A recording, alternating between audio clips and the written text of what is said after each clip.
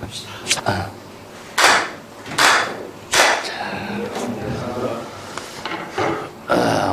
오늘부터는 이제 불가교에 들어가는데, 우리 교재로서는 294쪽이죠.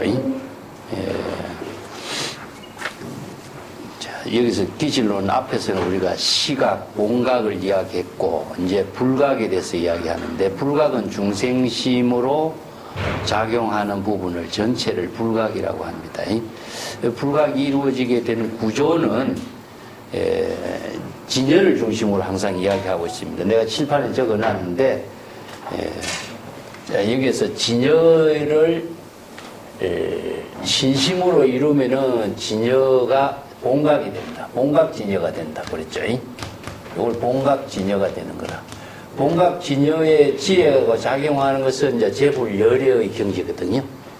그래서 이제 본각 진여를 이루도록 하는 것은 이제 사실은 중생심의 망념을 자각하면서부터 이제 우리가 수행이라고 하는 구조가 불각에서 이 전체가 이제 이게 불각이니까 불각에서 본각으로 되도록 하는 것이 불교의 수행이라고 했습니다.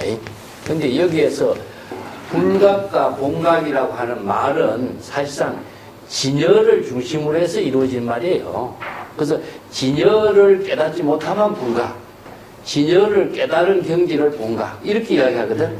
그래서 이제 이걸 진여 본각이라고 그래요.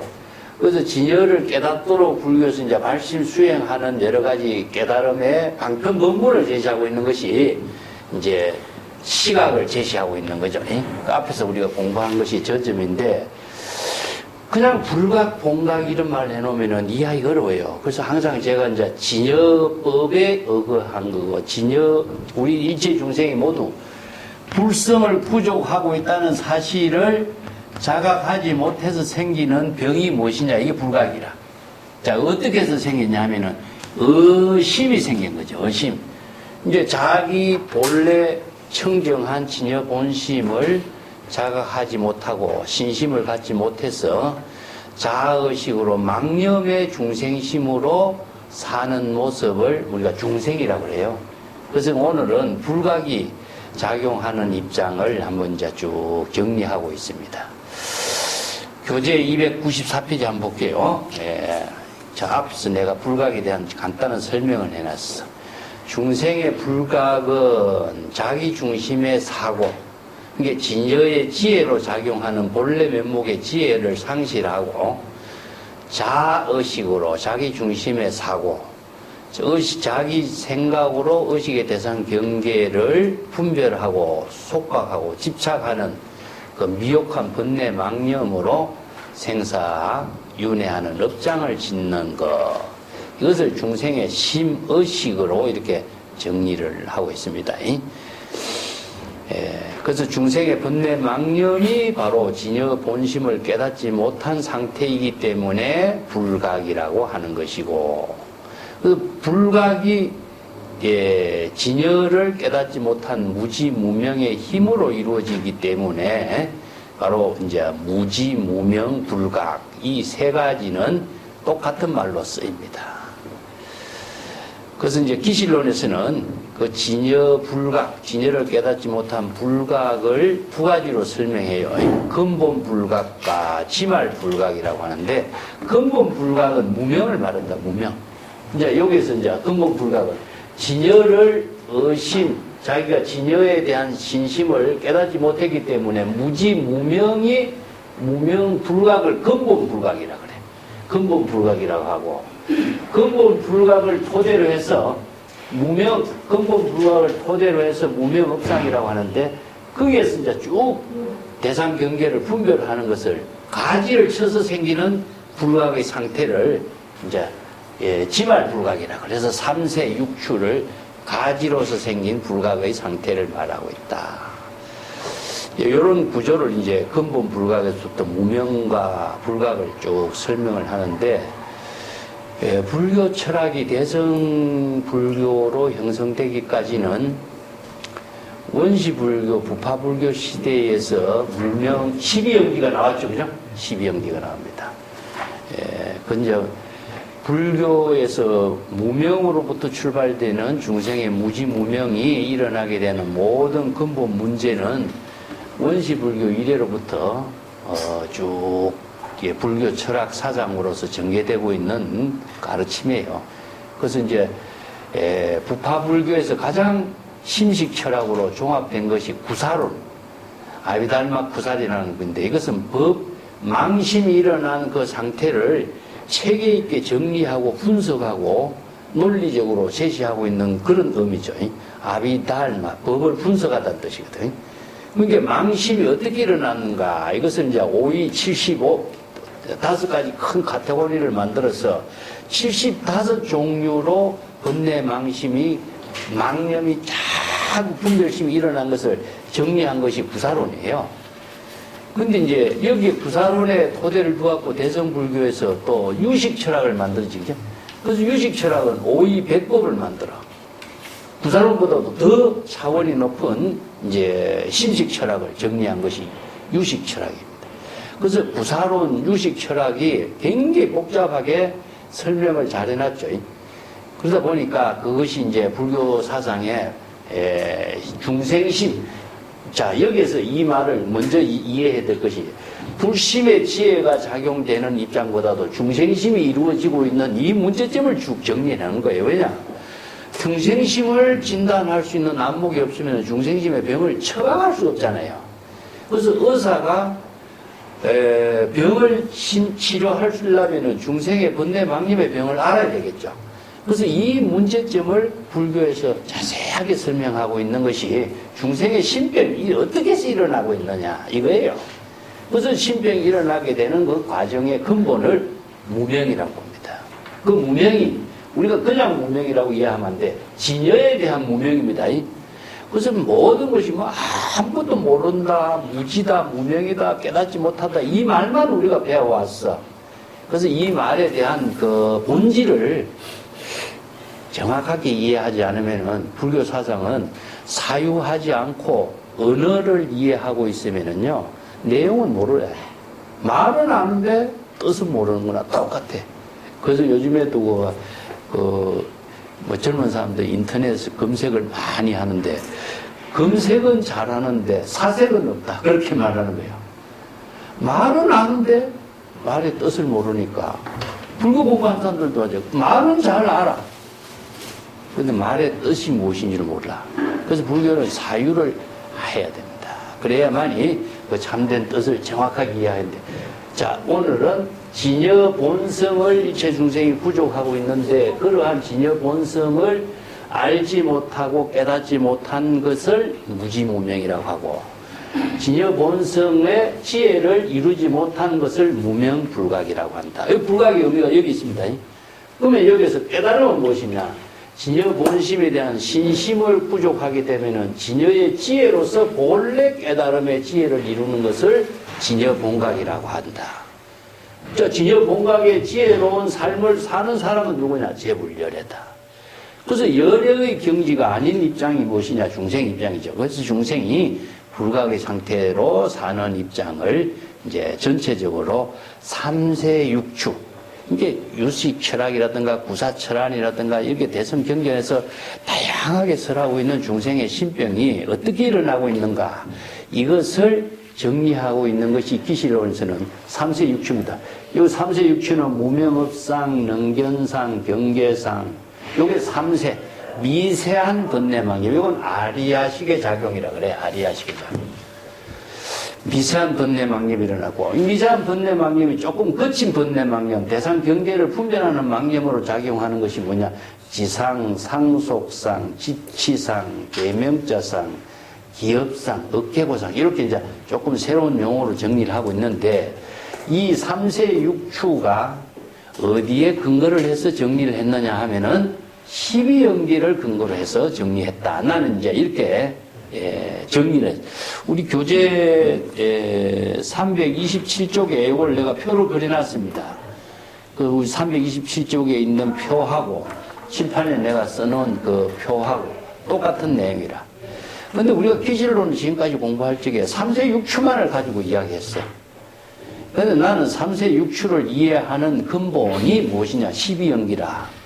그래서 12연기를 중심으로 해서 3세 6추를 이해하면은 그 무지무명에서 일어나는 번뇌 망념, 즉 유식구사에서 복잡하게 설하고 있는 중생의 망념의 핵심을 딱 12연기를 중심으로서 3세 6추로 정리해서 제시를 하고 있어요. 그리고 망념이 어떻게 일어나고 어떻게 작용하고 있는가, 그렇게 중생의 신병이 심의식으로 작용하고 있는 내용이 무엇인가, 이것을 정확하게 진단하고 망념의 본질을 파악하게 하는 것이 기실론의 본질이에요. 예, 그렇기 때문에 뭐 가지로 자세하게 일어나고 있는 점들은 우리가 다른 책을 통해서 공부를 하면 되지만은 여기서는 무명불각을 중심으로 해서 망념이 일어나는 내용을 구체적으로 설명하고 있습니다.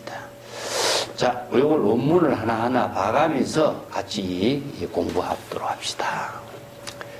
295쪽에 근본불각. 근본불각의 내용은 무엇이냐? 바로 진여 본성을 깨닫지 못한 무지무명의 불각이다. 그래서 불각의 내용은 진여 본성을 깨닫지 못한 중생심을 불각이라고 합니다. 자, 소원 불각 의자는 위 불여 이 불여실지 진여 법일고요. 불각 심기하여 이유 기념하니 연무자상이여 분리본각이라. 유여민이 의방고로 미하니 약이의 방이면 즉 무유미하리니 중생여기로다. 의각이로 미하니 약이 각성이면 정무불각이라. 이유불각의 망상심고하니라. 능지명이 위설징각하니 약이 불각지심이면 즉 무징각이로 진각 자상가설이라. 이 문장이 굉장히 어려워요. 왜냐하면 압축해서 기실론의 문장은 전부 다 좀 압축해서 설명을 해놨습니다. 써내놔서 그 내용을. 그래서 기실론의 원문을 항상 의역을 하려면은 내용을 정확하게 알아야 의역이 돼요. 그래서 여러분들이 그 내용을 내가 의역해 놓은 문장을 보시면은 전체적인 것은 이해가 되고, 내가 곁들여서 같이 해보겠습니다. 여기서 소위 말하자면 불각의 뜻이 무엇이냐, 불각으로 작용하고 있는 뜻을, 불각이라고 하는 말의 뜻의 의미가 무엇이냐, 이 말을 설명합니다. 즉 말하자면은 여실하게 진여법이 불의의 지혜로 작용한다는 사실을 알지 못한 상태다. 여기서 진여법이, 여기죠. 자, 정확하게. 진여법이 불의의 지혜로 작용하는 것이 진여본각은 바로 전부 다, 자, 불의입니다. 그래서 진여본각이 불의 법문으로서 작용하는 것을, 자, 진여는 앞에서 말했습니까? 법계 일상이라고 했죠. 그죠? 예. 진여는 법계 일상이요. 이게 일상이라고 하는 이 한마디는 진여법이 지혜로 작용하는 것은 불의 법문으로 작용하기 때문에 일상이라. 이게 자아의식과 대상경계가 나누어지지 않아. 굉장히 진여삼매로 이루어져 있다. 우리가 앞에서 공부했습니다. 진여삼매로 이루어진 경지다. 자, 이것이 바로 일행삼매로 이루어져 있다. 해인삼매로 이루어져 있다. 전부 다 삼매의 경지는 불의의 법문으로 이루어진 것이니까 이것을 뭐냐? 재불열애의 지혜다. 그래서 재불열애는 진여본각으로 진여일심의 지혜로 작용하기 때문에 나와 남이라든가 자타라든가 아니면은 옳고 그름이라든가 이런 차별 분별심을 분별하는 망념이 나누어지지 않아. 중생의 불각은 무엇이냐? 전부 다 이견이라든가 이원으로 나누어져 있습니다. 그렇기 때문에 중생의 분별심이 작용하는 것은 전부 다 무명업상에서부터 생기는 것이 대상을 분별해. 자, 이것을 불교에서는 뭐라고 하냐? 육건이 대상경계 육경을 분별한다, 그죠? 예, 그래서 안입이 설신의 색성향 미촉법이 대상경계를 분별하는데 진여는 무엇입니까? 바로 진여는 불의의 지혜로서 진여 삼매로서 만법과 하나된 경지에서 진여법이 법계와 하나 불의의 지혜로 작용하는 사실을 여실하게 지혜로 작용하는 사실을 알지 못한 상태를 불각의 뜻이라고 한다. 불각의 뜻이 진여를 깨닫지 못한 상태죠. 그죠? 진여의 지혜와 불의의 지혜로 작용하지 못한 상태다. 자, 이게 무지무명에 있어 생기는 거죠. 자, 불각의 어떤 상태로 일어나냐? 불각은 망심이 일어나. 이게 불각의 망심, 중생심이 망심이 일어나는데, 불각의 중생심은 망심입니다.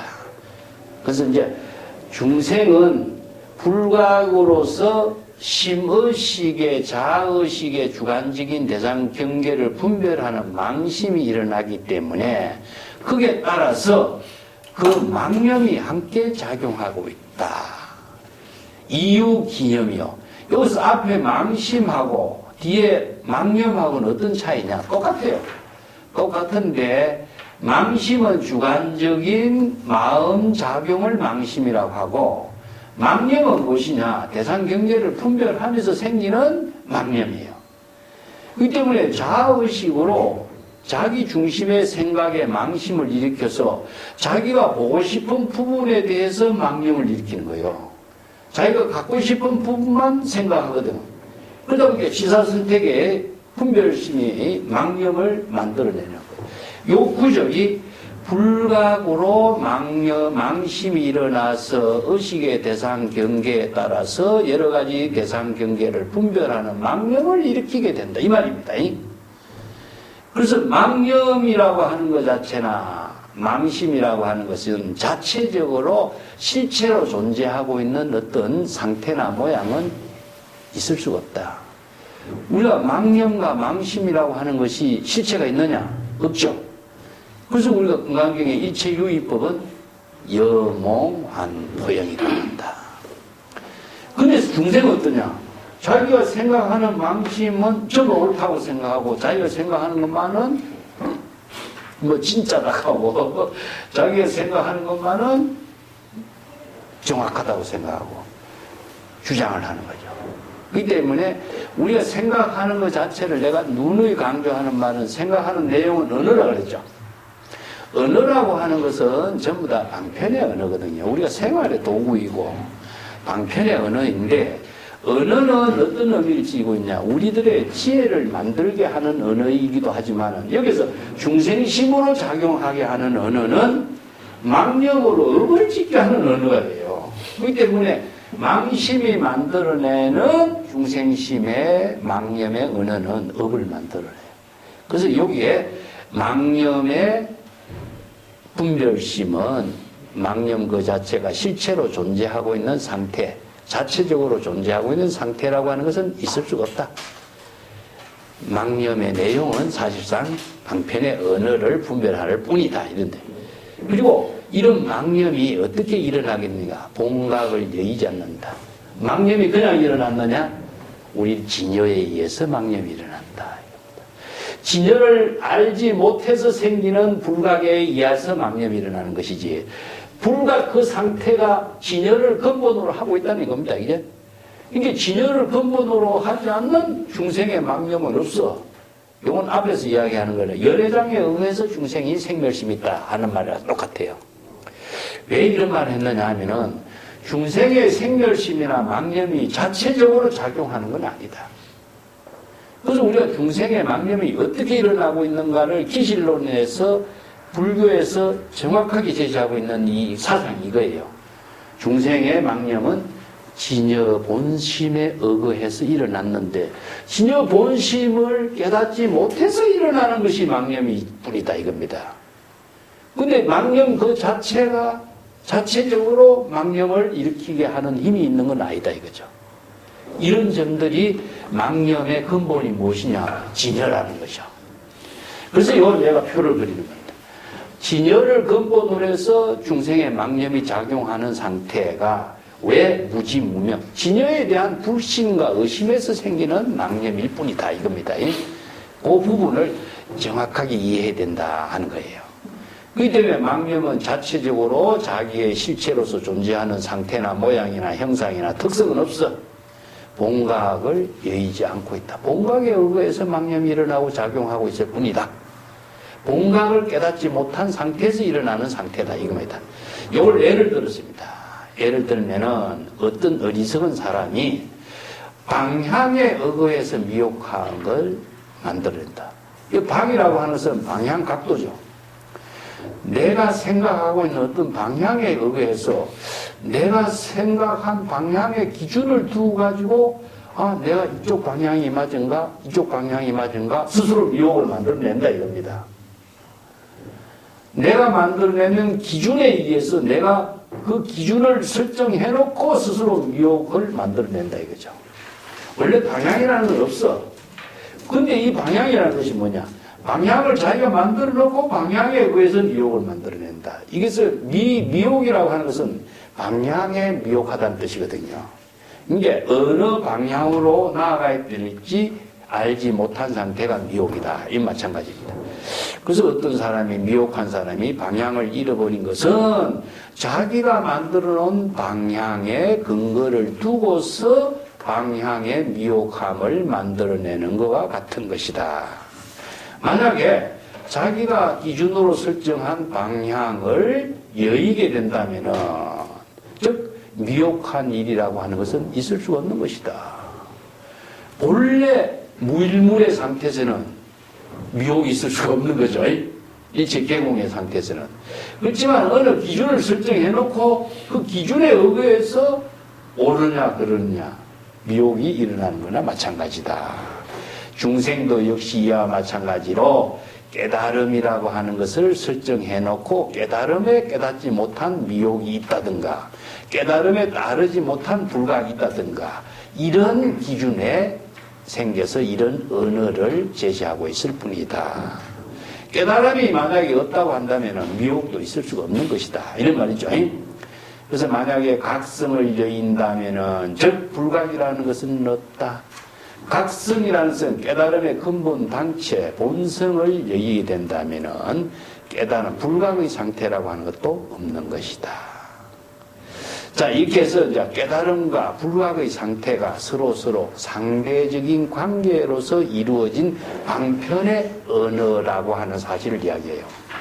자, 여기서 우리가 이런 여러 가지 언어, 방편의 언어를 제시해놨어요. 그죠? 이런 언어가 실체가 있느냐? 실체는 없다. 임시 방편으로 이런 말을 우리가 제시했을 뿐이다. 우리가 재불열에는 실체가 있습니까? 실체가 없다. 그리고 다른 말을 한다면은 이것을 이제 여기를 우리가 부처라고 이야기하고 여기를 우리가 중생이라고 이야기했을 적에 중생의 실체나 부처의 실체가 있느냐? 중생이란 말에 상대적으로 방편의 언어로 중생이란 말을 제시했을 뿐이고 깨달음이란 말에 상대적으로 불각이란 말을 제시했을 뿐이다 이겁니다. 그래서 깨달음이라는 언어에 의해서 불각이라는 언어가 만들어진 것이고 본각이라고 하는 말에 방편의 언어로 불각이란 말을 만들어냈을 뿐이다 이겁니다. 그래서 본각이라고 하는 말이 없다면 불각이란 말이 있을 수 없는 거 아니야. 그래서 이 불교의 모든 방편의 언어는 자, 상대 관계로서 이루어진 언어다 이겁니다. 근데 언어 그 자체는 실체가 있는 것도 아니고 깨달음 그 자체라고 하는 말도 방편의 언어로 제시했을 뿐이지 깨달음의 실체나 그것이 자체적으로 존재하는 어떤 형체의 특성이라고 하는 것은 있을 수가 없는 거다. 우리가 부처라고 하는 말 자체가 부처라는 언어 속에 부처가 있습니까? 부처라는 말 속에 부처가 있습니까? 부처라고 하는 이 글자 속에 부처가 있습니까? 그래서 우리 보통 중생은 뭐냐? 이 언어의 혼란을 일어나는 거죠. 그래서 불교 공부의 특징은 방편의 언어를 정확하게 잘 알고 방편의 언어를 자신의 지혜로 잘 쓸 수 있는 능력을 갖추는 것이 불교 공부의 핵심이에요. 그 언어의 본질이 무엇인가 내가 항상 이야기했지만 언어는 관계를 맺어주는 방편 도구일 뿐이다. 어떤 관계죠? 이 부처라고 하는 글자가 내가 부처의 지혜를 이루게 하는 방편의 언어로서의 관계를 맺어주는 거예요. 중생이라고 하는 글자도 마찬가지죠. 그래서 내가 중생이라고 하는 언어를 통해서 내가 중생심을 자각하게 하는 힘을 발휘하게 되고, 부처라고 하는 글을 통해서 부처라고 하는 지혜를 이루게 하는 힘을 만들어낼 수 있는 방편의 언어일 뿐이죠. 그 언어를 내가 대상으로 이해하든가 부처가 거기에 어떤 실체로 존재하든가 한다는 것은, 이것은 내가 또 언어에 분별하고 대상 경계에 집착한 것밖에 안 돼. 그래서 우리가 앞에 진여를 공부했을 때 은설상, 명자상, 십년상 세 개 비우라 그랬죠. 이게 수없이 많은 것을 우리는 배우고 익히고 공부하고 있지만은 항상 현실에서는 뭡니까? 잊어먹어. 이게 뭐냐? 언어를 알지만은 자신의 방편의 지혜로 작용하는 능력을 갖추지 못해서 생기는 부작용이라는 거죠. 이게. 그래서 이 깨달음이라고 하는 말, 불각이라는 말을 이렇게 쓰면은 불각이 있고 깨달음이 있고 이렇게 또 착각할 수도 있죠. 이것을 깨달음이란 말도 불각이란 말도 실체로서 존재하는 것도 아니고 깨달음이란 말도 실체로 존재하는 것이다. 부처가 실체로 존재하는 세계가 있느냐? 부처라고 하는 방편의 언어를 내가 자각을 통해서 부처의 지혜를 이루도록 제시하는 방편의 언어일 뿐이다. 이런 뜻입니다. 여기서 불각과 깨달음의 관계도 서로 상대적인 관계로서 방편의 언어로 제시한 것일 뿐이다. 이겁니다. 왜냐? 중생의 불각을 벗어나도록 하기 위해서는 방편의 언어로서 깨달음의 본각을 제시하지 않을 수가 없는 거죠. 그렇기 때문에 본각은 실체가 있는 것도 아니고 불각도 실체가 있는 것은 아니지만은 방편의 언어로서 이러한 본각과 불각의 상태를 제시할 뿐이다. 이겁니다. 자, 이게 불각이라고 하는 것은 망상의 망심이 일어나는 것이요. 그래서 본각이라고 하는 것은 본래 청정한 깨달음의 경지죠. 그렇기 때문에 불각이 있다라고 하는 것은 망상심이 있는 상태를 말하기 때문이다. 능지명이 위설진각, 요 구절이 굉장히 어렵습니다. 그래서 능이 스스로 뭘 알아야 될 것이냐? 불지견이죠. 안목으로 알아야 될 것이 명의다. 명이라고 하는 말은 뭐죠? 여기서 불각이나 본각이라고 명칭으로 제시되고 있는 말, 그리고 본각이나 불각이나 이 명칭으로 제시되고 있는 말의 참된 뜻이 무엇인가를 잘 알아야 한다.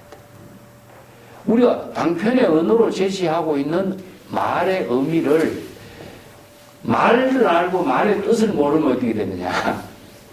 바로 미혹에 빠져버리죠.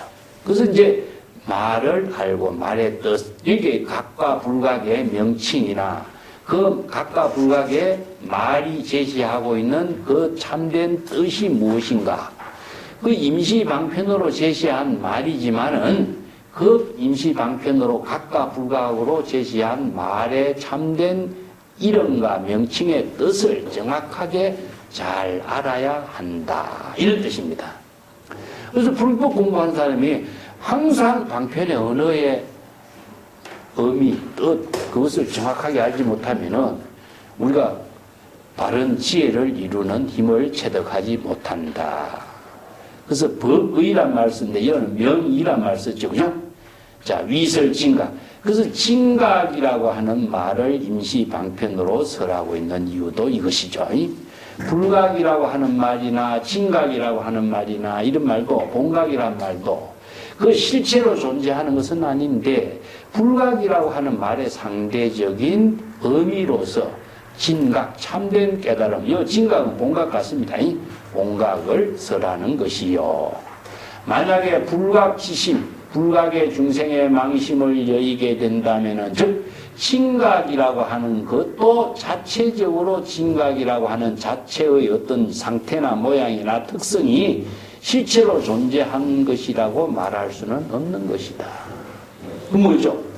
불각의 상대적인 말로서 진각이란 말을 썼고, 중생이란 말에 상대적으로 부처란 말 썼어요. 왜냐? 불교에서는 중생이 진여를 알지 못해서 생기는 모든 중생이 부처 깨달음으로써 바른 깨달음을 이루도록 여러 가지 부처란 말도 쓰고 본각이란 말도 쓰고 진각이란 말도 써서 불각의 상태에서 벗어날 수 있는 방편의 언어로 제시했을 뿐이에요.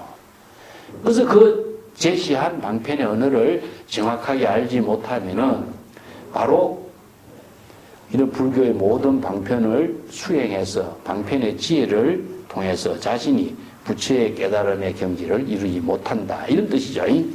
그래서 여기서 먼저 불각의 참된 의미가 무엇인가? 이걸 진각, 본각 이런 말로 상대적인 말을 제시해서 임시 방편으로 제시한 언어라는 사실을 제시해요. 본각의 상태도 있는 것이 아니고 진각의 상태가 있는 것도 아니다. 그렇기 때문에 불각의 상태도 있는 것도 아니죠. 그렇지만은 방편의 언어로서 중생심으로 작용하는 경지를 불각의 상태, 부처의 지혜로 작용하는 상태를 본각의 상태 이렇게 제시하는 거예요. 그것을 자체적으로 불변의 상태가 있는 것은 아니라는 사실을 정확하게 알아야 한다. 이런 뜻입니다. 불교의 모든 방편 부분이 그렇습니다. 자, 중생에 망념이 있기 때문에 망념을 없애도록 무념의 상태가 되도록 했고, 중생심으로 업을 짓기 때문에 업을 짓지 말라고 부처의 지혜와 공덕을 설했고, 그렇기 때문에 상대적인 관계로서 방편법문으로 설했을 뿐이지 그 부처라고 하는 말이나 중생이란 말이나 불각이나 깨달음이나 자체적으로 존재하는 어떤 실체는 아니다. 자, 여기서 한 가지는 무엇이냐? 자, 언어는 실제하는 존재의 언어가 아니라 방편의 언어라는 사실입니다. 그래서 일체의 모든 언어는 다 방편의 언어다. 이것이 이제 불교의 본질입니다. 그럼 의식은 뭡니까? 의식의 사용하고 있는 언어는 전부 다 우리가 방편의 언어를 사용하는 거죠.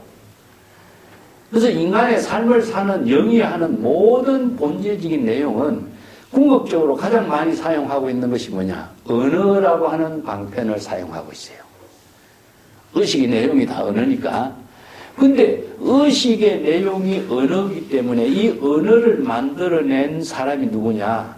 바로 우리가 인류의 문명이라는 거죠. 그래서 세간의 모든 인류의 문명이 인간의 삶을 이루게 하는 모든 언어를 만들어냈고, 이름 도구를 만들어냈고, 명칭을 만들어냈고, 사물의 이름을 만들어내서 그 모든 사물과 함께 조화있는 삶을 이루도록 이름, 언어를 만들어냈잖아요. 그걸 우리가 사용하고 있잖아요.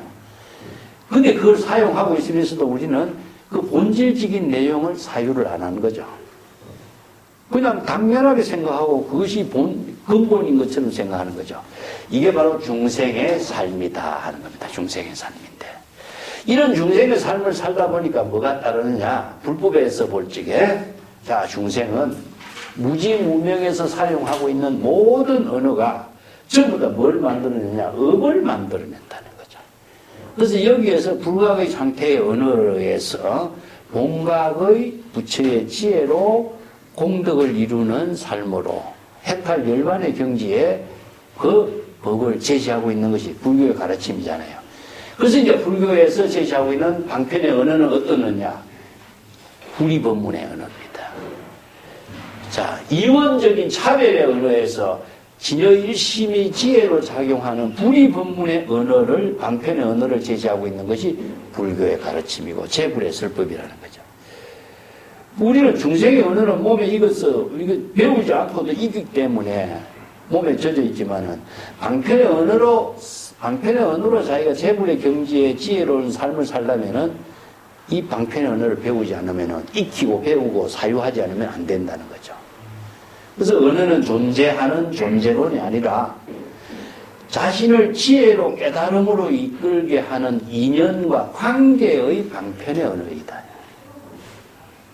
이게 관계를 만들어주는 방편의 언어다. 이런 뜻입니다. 내가 부처의 지혜를 이루는 관계,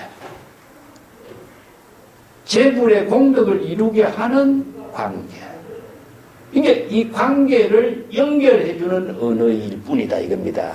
이 때문에 언어는 실체가 아니다는 거죠.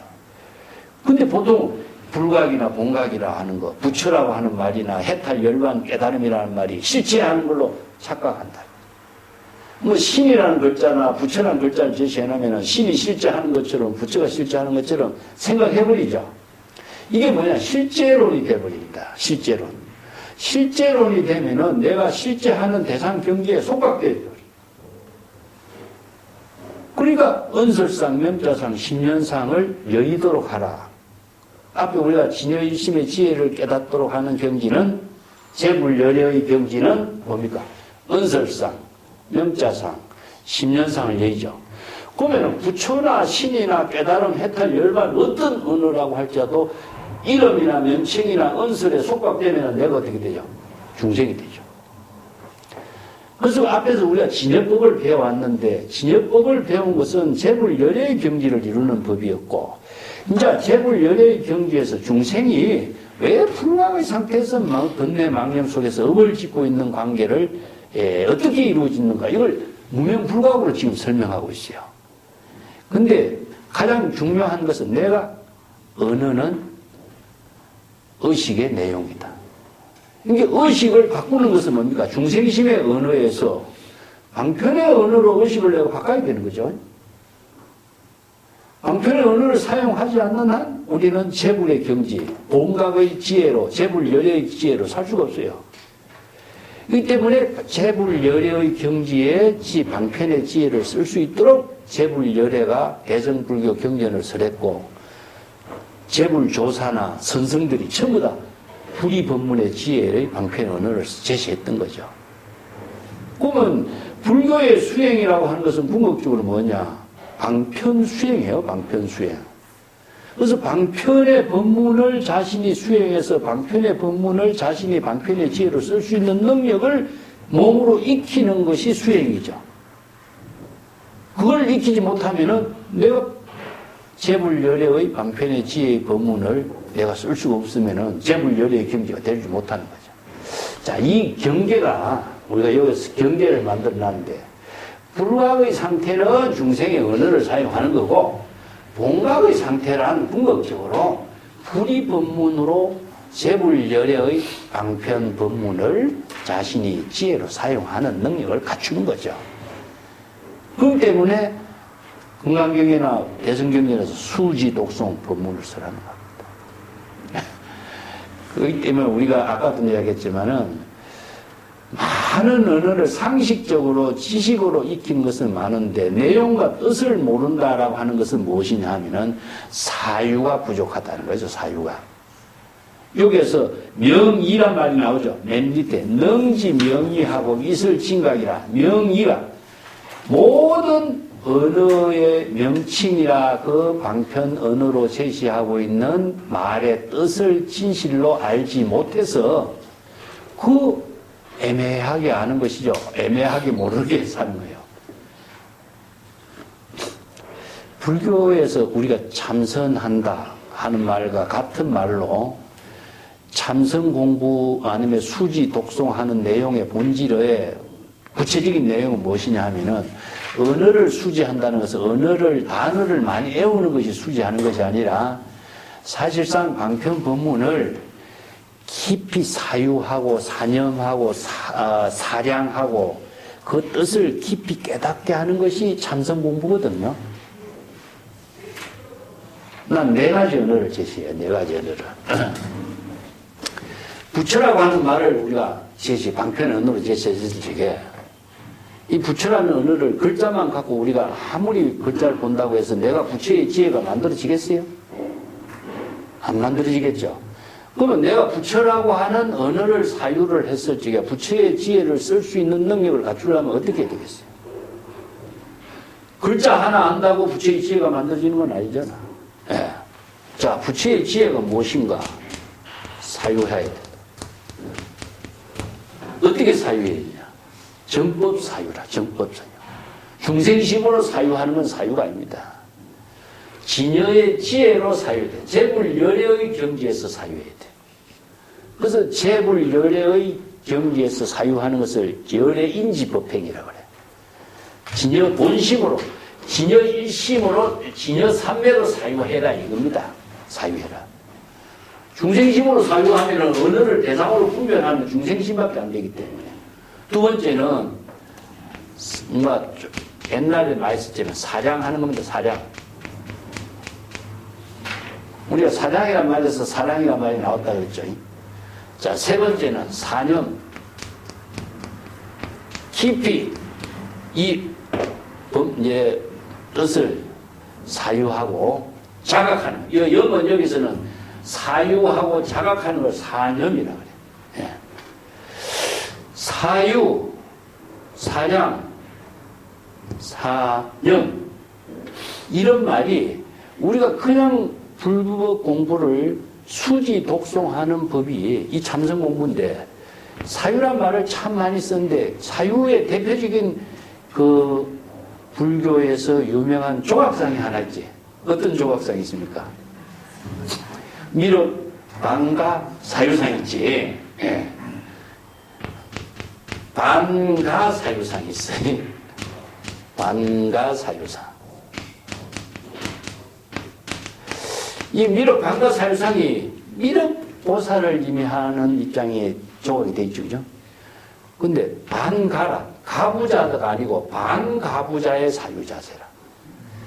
그 독일 철학자 유명한 칼 야스퍼스 같은 사람이 반가 사유상, 일본의 그 법륜사에 있어 호류지 있는데, 나도 여기 두 분을 방문했습니다만은, 그 재질이 우리나라에서 나는 소나무, 우리나라에서 조각된 것이라는 사실이 거의 다 이제 과학적으로 증명이 됐는데, 일본에서는 이제 그걸 안 밝히죠. 그거 보고, 서양에 사유하는, 생각하는 그 로댕에 생각하는 조각상 있잖아. 그거 하고, 서양인들은 그걸 봤잖아. 근데 동양의 반가 사유상 보니까 경탄을 하는 거지. 그래서 이제 가장 자비스럽고 인자하고 편안한 사유상인데, 사유하는 내용을 우리는 이걸 통해서 다시 공부해야 돼. 불법 공부는 이것을 참선수행이라고 해. 참선수행. 어록의 방편법문을 그냥 익히는 게 아니라 그 뜻을 깊이 사유하고 그 뜻을 방편의 지혜로 쓸 수 있는 능력을 부족하는 수행을 사유라 그래. 사유수행이라고 하는데, 방가라고 하는 말은 반전 앉아있고 반편은 서 있다는 소리 아니야. 보살이지, 그지? 보살은 뭐냐? 각유정입니다. 각유정. 깨달은 상태이기도 하고 중생의 상태이기도 하고 해요. 그러니까 항상 후도행을 하는 자란 뜻이라. 그래서 우리가 항상 깨달음의 상태에 사는 것이 아니라 우리가 항상 중불각에서 본각으로 또 본각에서 불각으로 끊임없이 우리는 왕복하고 있습니다. 그렇기 때문에 세간법과 출세간법을 우리는 모두 다 알아야 되는 것이고, 세간법에서 중생의 병을 치료하기도 하고, 출세간법의 지혜로서 중생의 병을 치료하기도 하고, 세간법에서 사는 지혜도 갖추고 출세간에 사는 지혜도 갖춰야 돼. 이게 불법이라. 그래서 이제 진여는 일체법을 모두 다 포섭하고 일체법을 모두 생성한다는 말 쓰거든. 일체법이라는 것이 뭐겠어? 세간법과 출세간법.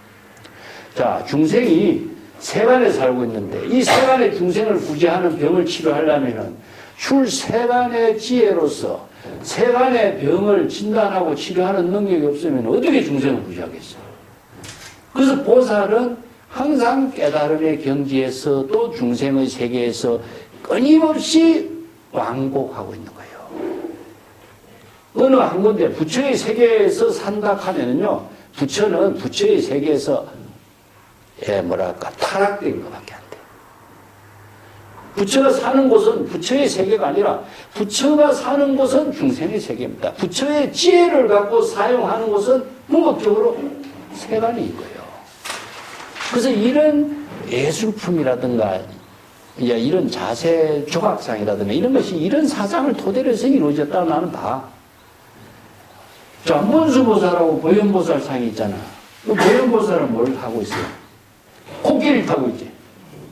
왜 코끼리를 타고 있을까요? 지혜란 말은 맞지. 그런데 열반경에 보면요, 삼수도화가 있어. 보살을 향상이라 그래, 향상. 위대한 코끼리를 보살상에다 비유해요. 내가 철저한 말 썼지, 그죠? 코끼리하고 말하고, 토끼하고 강을 건너가는데, 코끼리는 발바닥이 강바닥에 닿잖아. 그래서 철저라는 말이 이어서 생겨. 그렇기 때문에 철저한 말을 다르게 한다면은 여법하고 여실하게, 분명하고 확실하게 부처의 내용을 사유하고 이 지혜를 쓸 수 있는 능력을 갖추는 게 철저야. 보살은. 그러니까 보살은 철저하고 여법하고 여실하게 수행하는 자야. 근데 말은 어떻습니까? 때로는 물에 닿기도 하고 떠내려가기도 하고 불안정하게. 토끼는 물에 둥둥 떠내려가고. 이 삼수 도하라. 세 마리 짐승이 강을 건너가는데 그 강이 어떤 강이겠어? 중생의 고해의 사바세계의 강이야. 이 사바세계의 강을 건너가는 그 위대한 보살 수행자를 코끼리를 하는 겁니다. 그 보현보살은 코끼리를 타고 가는 거예요. 이런 상징성의 의미가 담겨져 있기 때문에 그런 불교 미술과 조각이 만들어지는 거 아니에요? 만약에 딱 앉아있다면은 어떻게 보살이라고 하겠어요? 끊임없이 재불열애는 중생의 세계에서 역할을 하는 거예요. 그래서 우리가 세간법도 배우고 출세간법을 배우는 이유가 우리가 살고 있는 세간에서 연꽃을 피우는 것이 바로 철렴상정이잖아. 그렇기 때문에 중생의 세계를 모른다면은 중생의 세계에서 어떻게 연꽃을 피우겠어요? 그래서 이 법을 불교에서는 세간법과 출세간법을 다 알도록 이 법문을 써내는 거예요. 그래서 중생이 불각이 어떻게 세간법으로 불각의 세계가 이루어지는가를 알아야 돼. 중생의 병을 알아야 되는 거죠. 그래서 이 문제점을 지금 설명하고 있는 거예요. 자, 다음 장으로 넘어갑시다. 여기 내용 내가 설명은 여러 가지로 해놔서 참조해 주시면 되고 치말불각. 자, 여기 치말불각이 무명불각에서 생기는 여러 가지 삼세육추가 이제 치말불각인데, 우리 교재로 보면은 301페이지죠. 그죠? 301페이지 봅시다.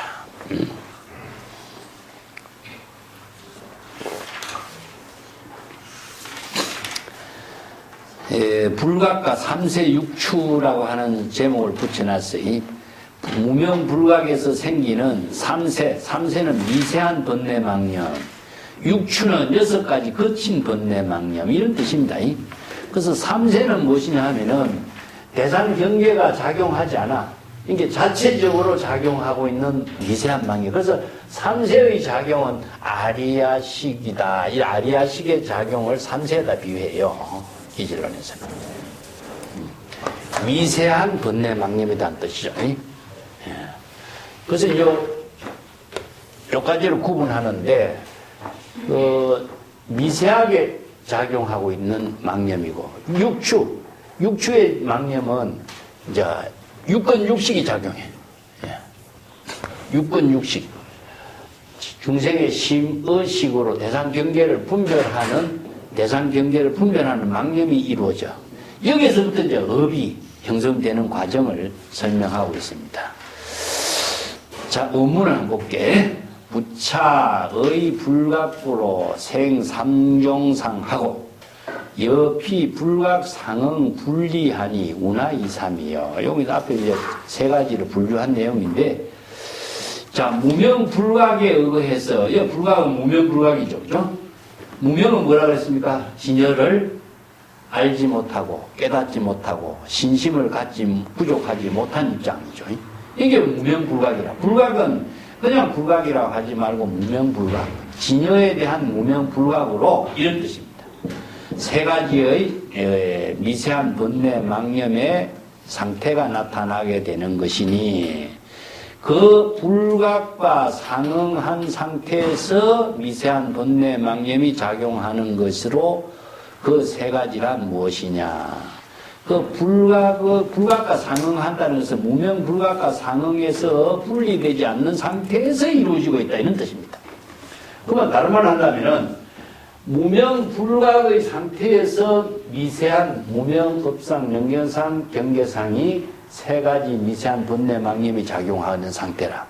이쪽은 무명불각의 상태를 세 가지로 설명했어요. 자, 요건 뒷장에 가서 조금 더 봅시다.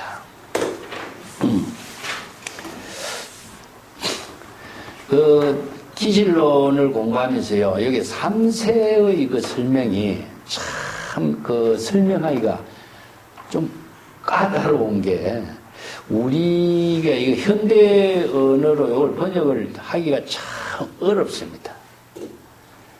요런 것은 우리가 전체적으로 먼저 이해해야 될 것이 뭐냐면은 12연기를 우선 공부해봐.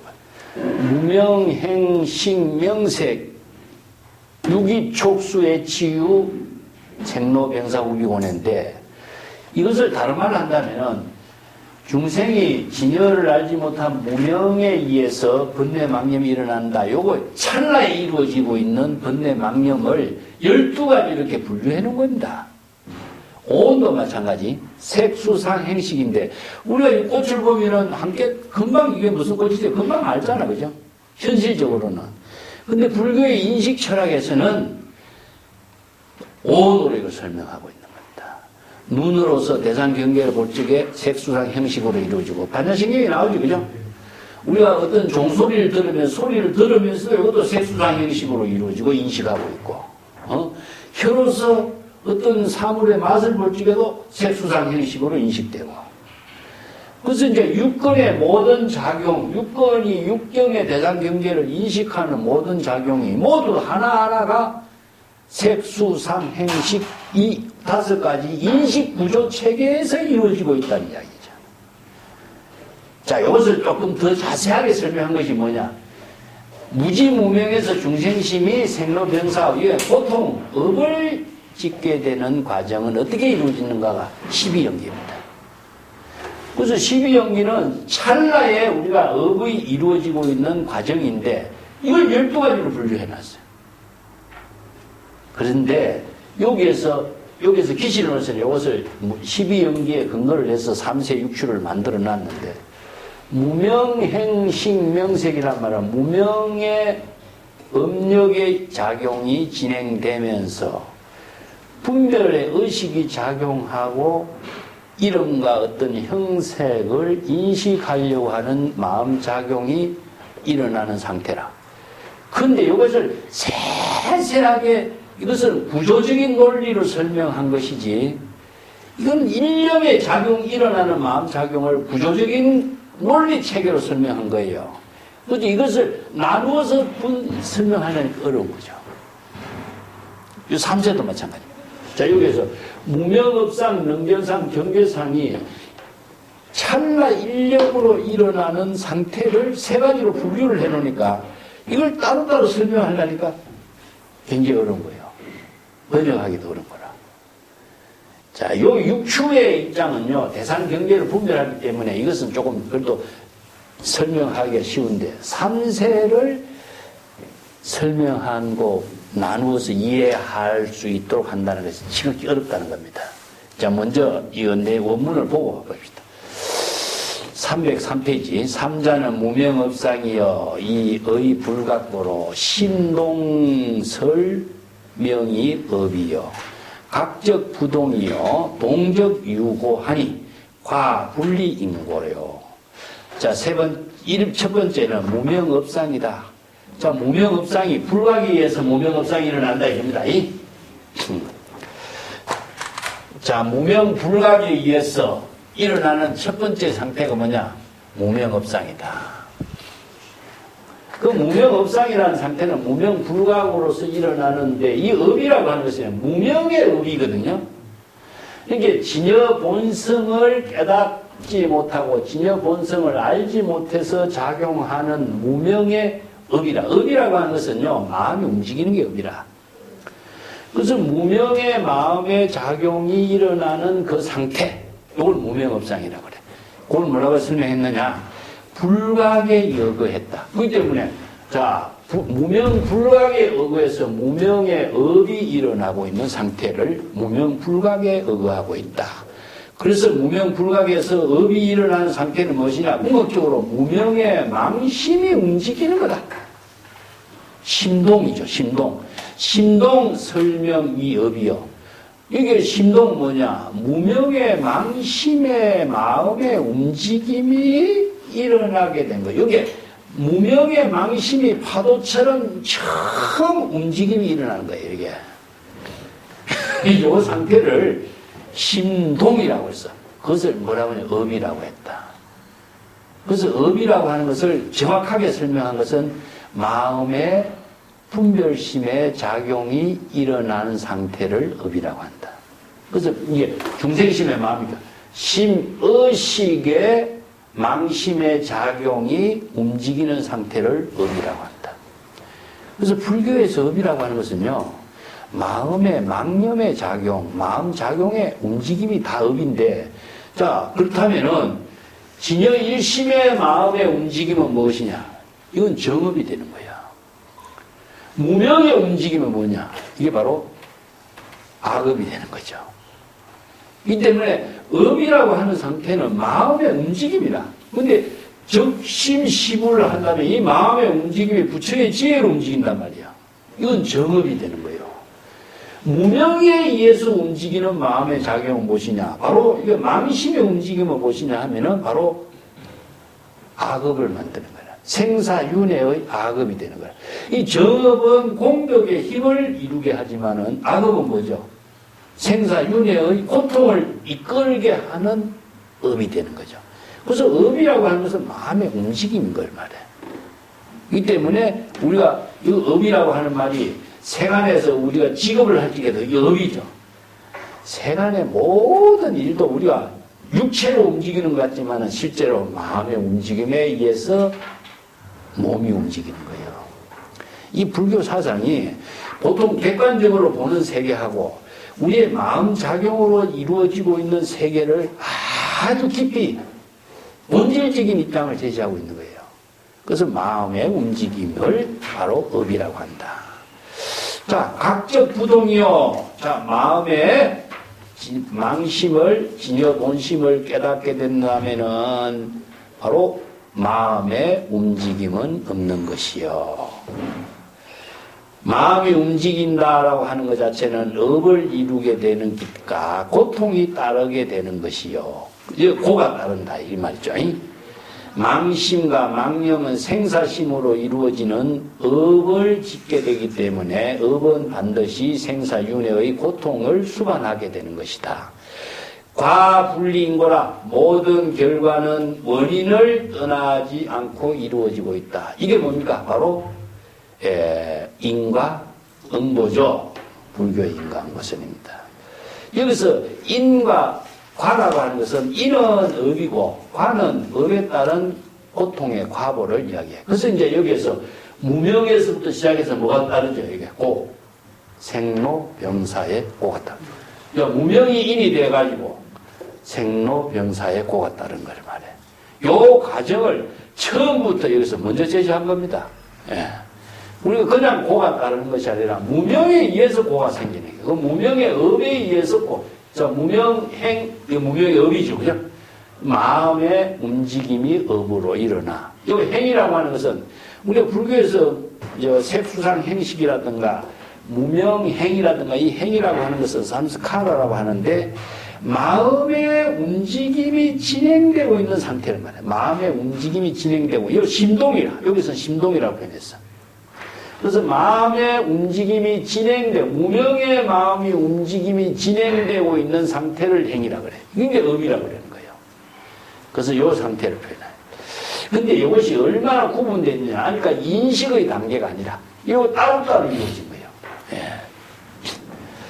그래서 과는 무명에 의거해서 결과가 생기는 과보이기 때문에 여기서 무명을 원인으로 해서 생사윤회의 과보를 초래한다는 사실을 알게 하는 거죠. 이게 불교에서 이제 업에 따른 인과 응보설이다.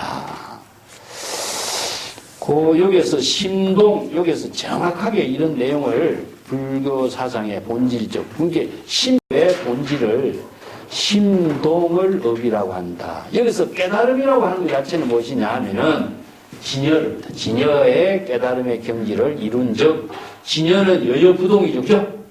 진여는 신심이니까 공각 진여를 우리가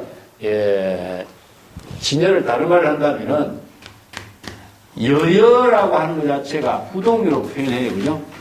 여여부동이라는 말을 다른 말로 한다면은 불변이라고 해요.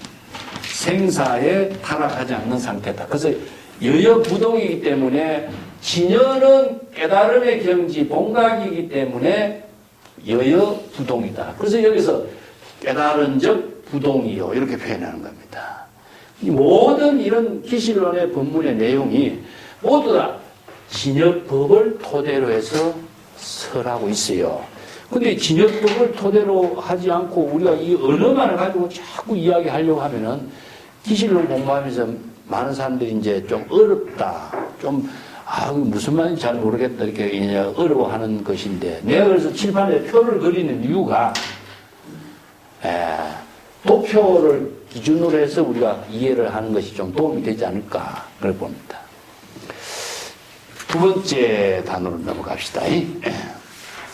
3세의 두 번째는 능견상인데 이 능견상은 다른 말로 한다면은 스스로 이런 뜻입니다. 스스로. 능이라고 하는 말은 자발적으로 이거예요. 근데 이 자발적인 작용이 무명에 의한 힘에 의해서 자발적으로 보는 거예요. 무명에 의한 힘에 의해서. 자의적인 것이죠. 자의의 적인. 이게 중생이 자의적으로 자기의 주관적인 입장으로 이런 의미를 두고 있어요. 능견상인이 두 번째는 능견상인이 의 동고로 능견하고 부동적 무견이다.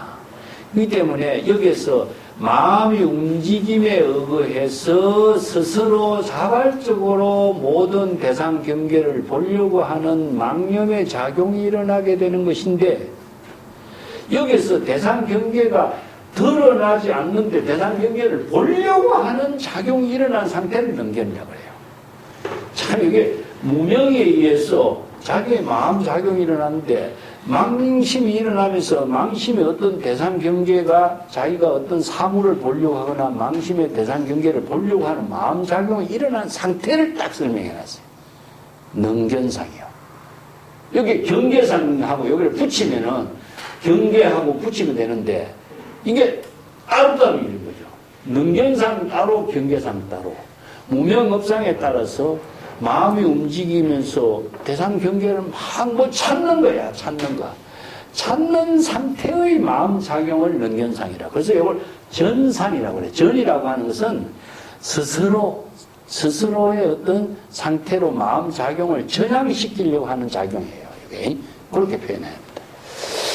여기서 마음의 움직임에 의해서 무명의 마음의 움직임의 작용에 의거해서 스스로 대상 경계를 보려고 하는 망심을 미세한 망심을 일으키는 작용을 능견상이라고 한다.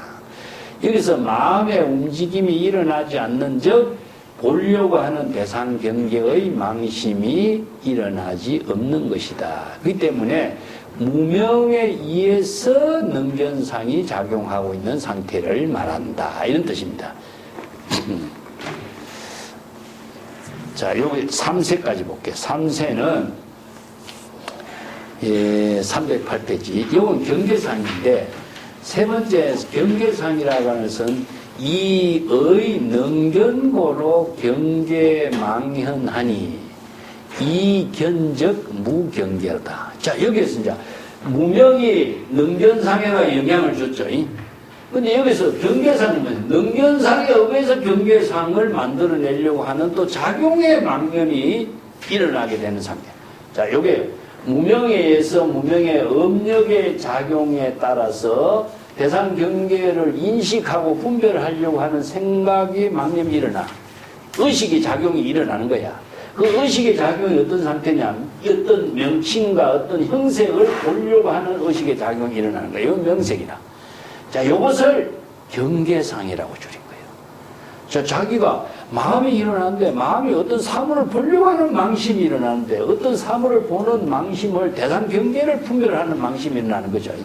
자, 대상 경계를 분별하는 망심, 보려고 하는 것은 식이고 대상 경계를 본다라고 하는 것은 궁극적으로 뭐냐면 어떤 사물에 대한 이름하고 형상이잖아요.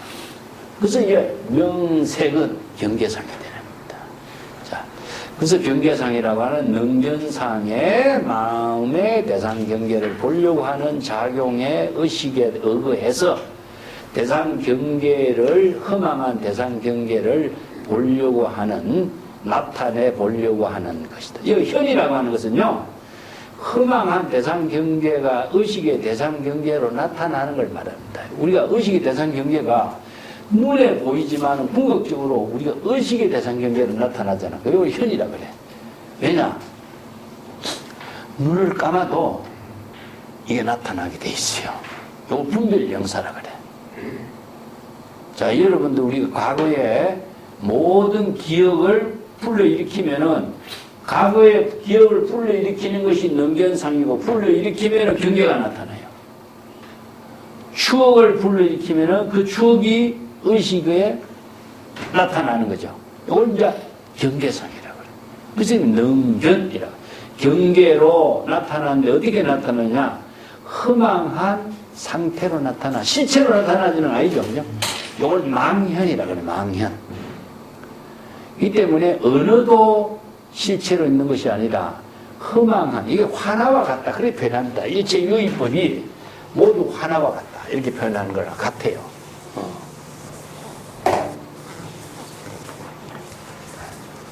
이 경계가 하나와 같다. 실체가 없죠, 그죠? 하나와 같은 것을 허망하다. 이렇게 망자로 표현해요. 망현이라고 해요. 허망한 현상과 같이, 그림자와 같이 나타났다. 그래서 이제 의식의 대상 경계가 나타나는 상태를 우리가 육견의 의식의 대상 경계, 육경의 모든 대상 경계를 뭐냐면 육진의 분별 영사라고 그래요. 이런 것은 이제 순응경 같은 데서 그렇게 표현하고 있는데,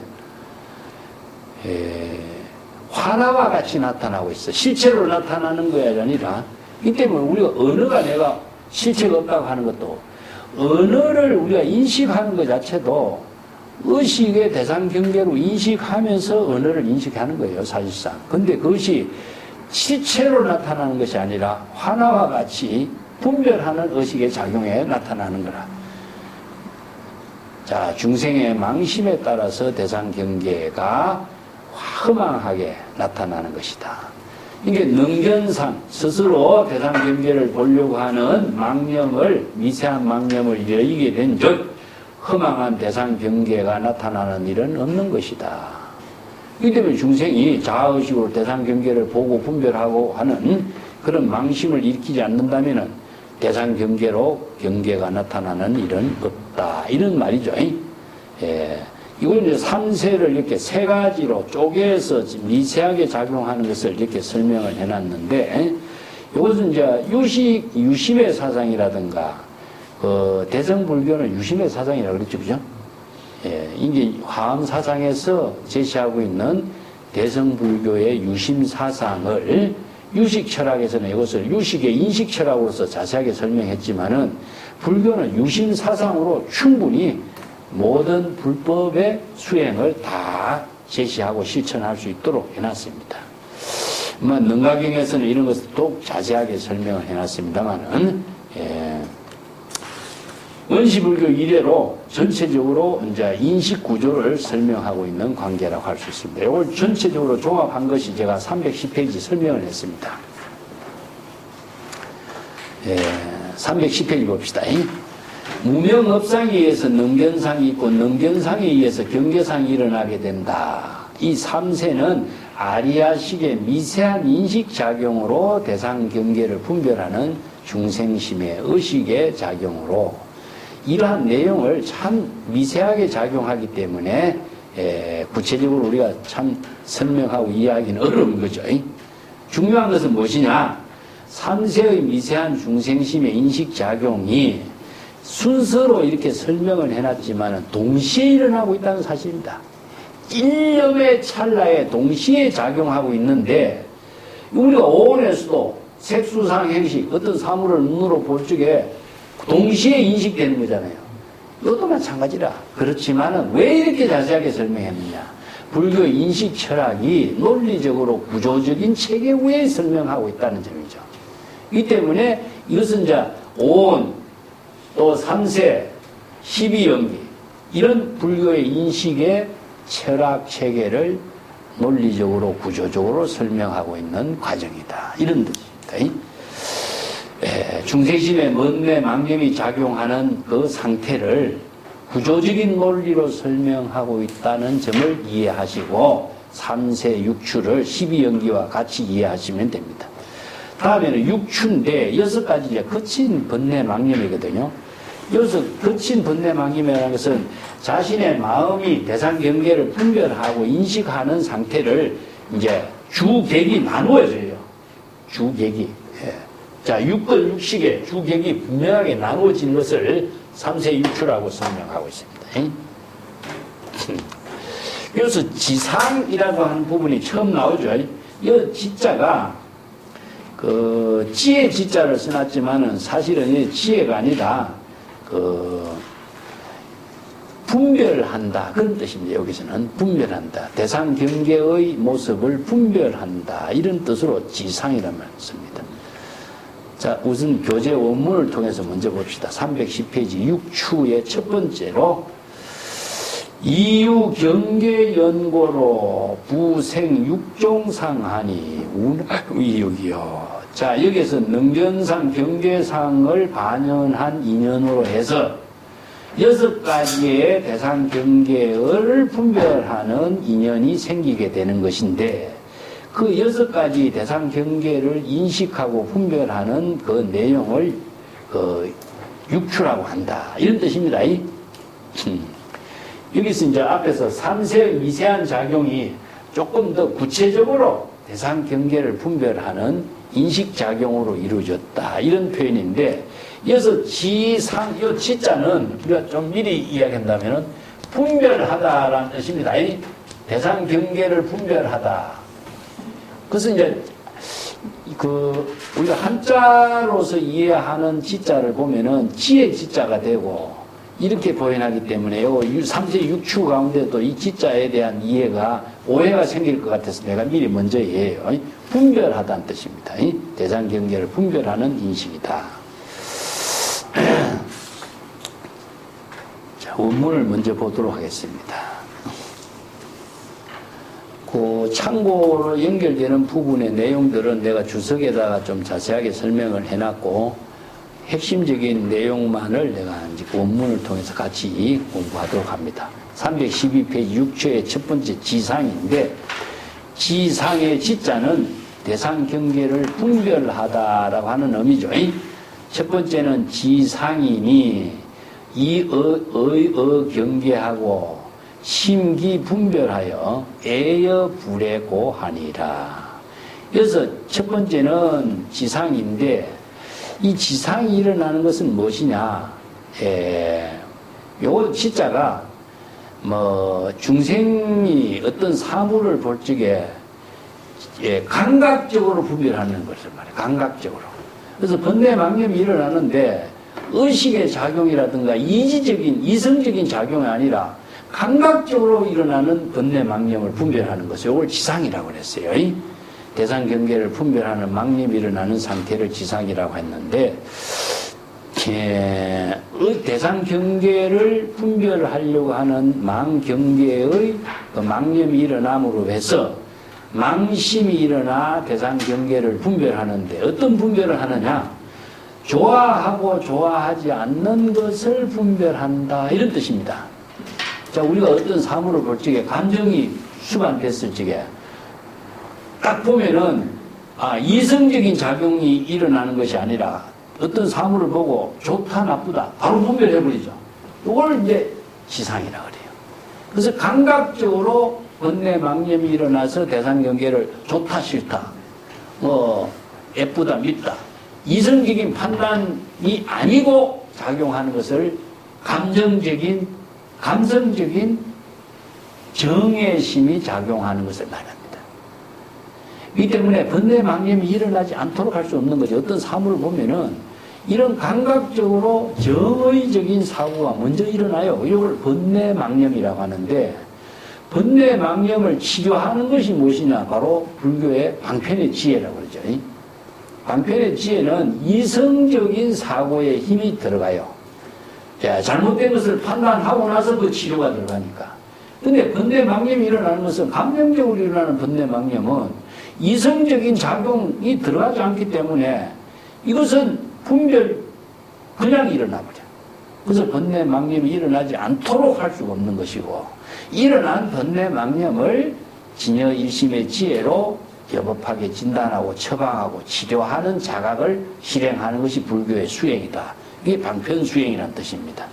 그래서 여기서 분별한다 하는 내용은 이성적인 판단 이전에 감성적으로, 감정적으로, 정의적인 사고로서 정애심, 좋아하고 싫어하고 하는 분별심이 작용하는 것을, 분별하는 것을 지상이라고 한다. 그래서 이제 여기 망념이, 중생의 망념은 사실상 번뇌망념 속에서 먼저 작용합니다. 이런 점들을 이제 기신론에서는 여기 지상이라고 했는데, 이걸 이제 지상하고 상속상을 연결해갖고 12연계에서는 유기촉수라고 그랬죠. 이 수의 작용이 바로 감각적인 작용이 그대로 받아들이는 거죠. 좋다, 나쁘다 하는 것을 분별하는 작용. 그래서 유깁이라고 하는 것은 안입이 설신이거든요. 안입이 설신이가 어떤 사물과 접촉을 하게 돼요. 사물과 대상 경계와 접촉하면서 대상 경계를 보고 색수상 행식의 감각적으로 그대로 받아들이면서 분별을 진의 작용이 일어나 버리는 상태를 이렇게 표현합니다.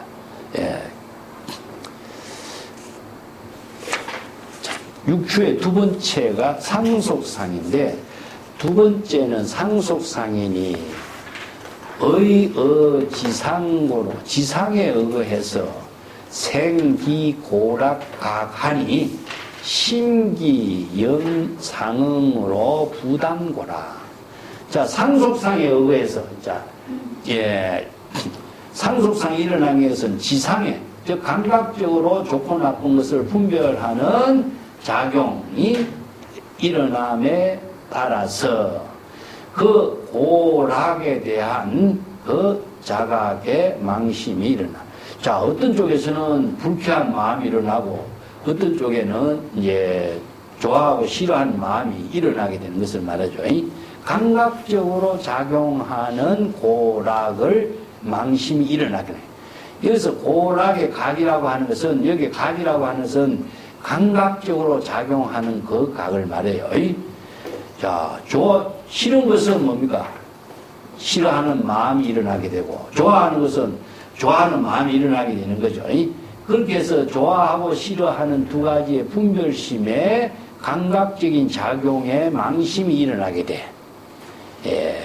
그래서 망심이 일어나고 망념이 일어나게 됨으로 해서 서로 망심이 망념과 서로 상응에 작용함으로 해서 그 망념과 망심이 대상 경계와 분별하는 망심이 끊어지지 못해. 끊을 수가 없어.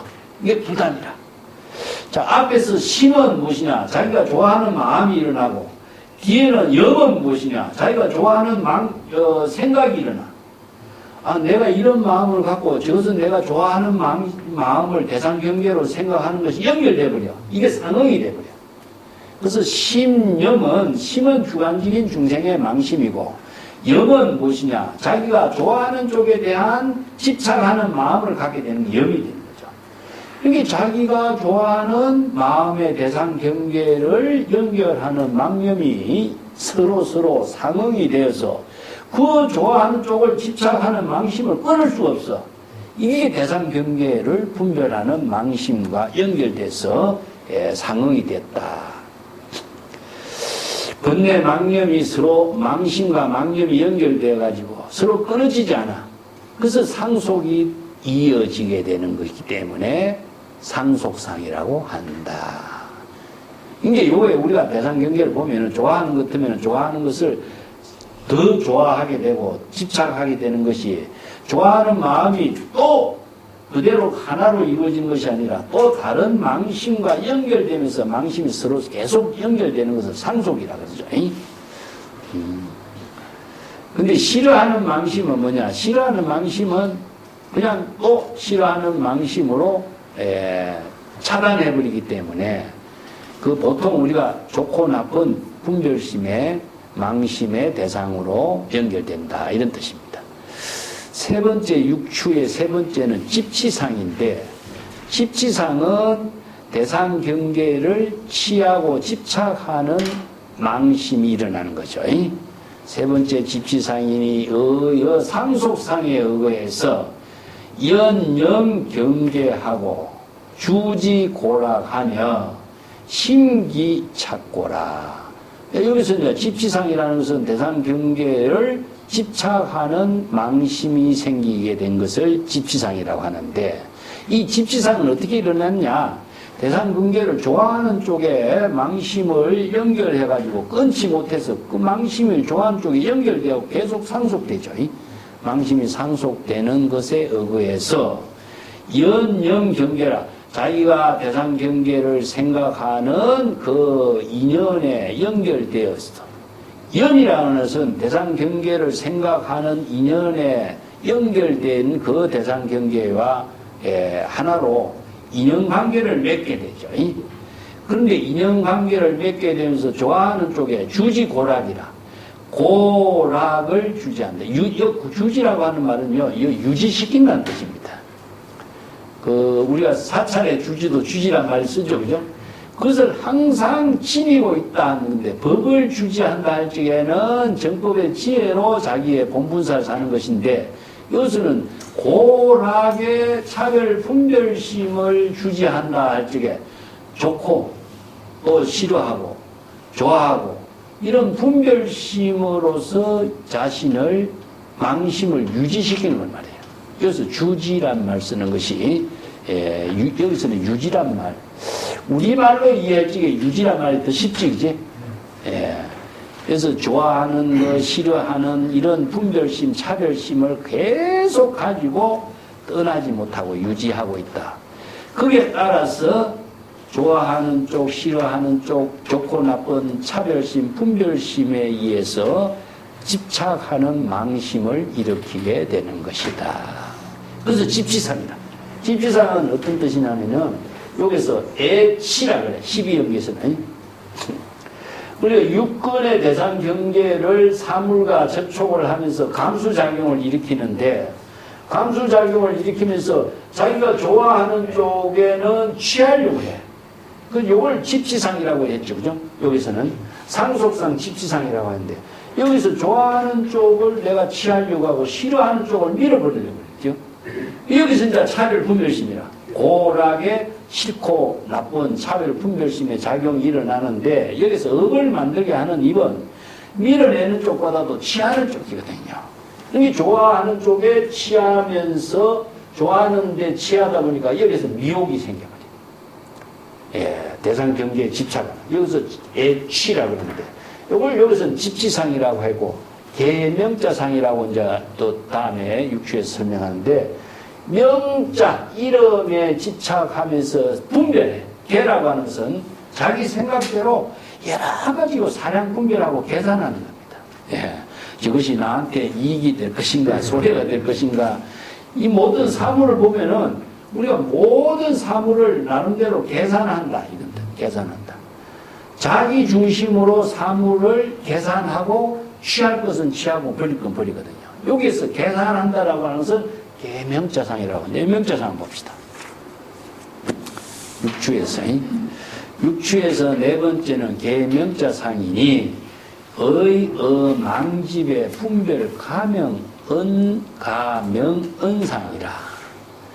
그래서 이제 명은 이름이죠, 그죠? 이름. 명칭입니다, 명칭. 예.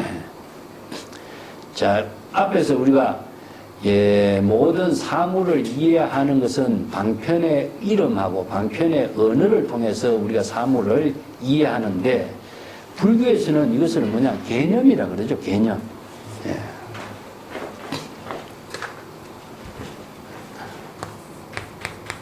명상이라고 하는데, 명은 명칭이 이름이고, 상은 무엇이냐면은 형상이에요, 형상. 그래서 형상이 있는 모든 사물은 이름이 다 붙이죠.